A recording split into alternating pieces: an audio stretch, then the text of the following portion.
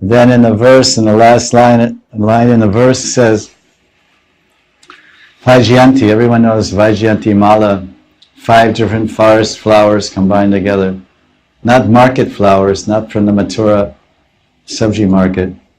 These are picked by the gopis and manjaris. They picked fresh flowers, and they're very special wild flowers from the jungle. Vaijayanti.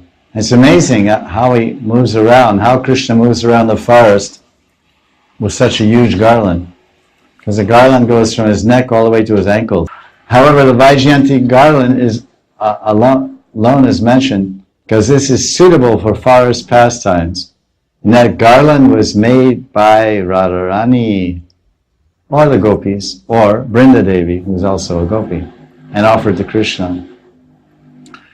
The gopis, they place garlands, the mala, different flower malas, are placed in various groves around the forest for Krishna to wear. In this manner, Krishna wandered around. That's nice. So Krishna wanders around the forest, and that forest garlands are just hanging, pre-made garlands. Krishna's walking through one forest, winter forest, and then there's winter flower garland. Oh, that's nice. Oh, that looks nice. Oh, okay. Oh, that's nice. Okay. Achha. Then he goes a little further and he sees it. He goes into the spring forest. So, oh, look at that beautiful rose garland. Oh, I'll take that too. That's nice. That's nice.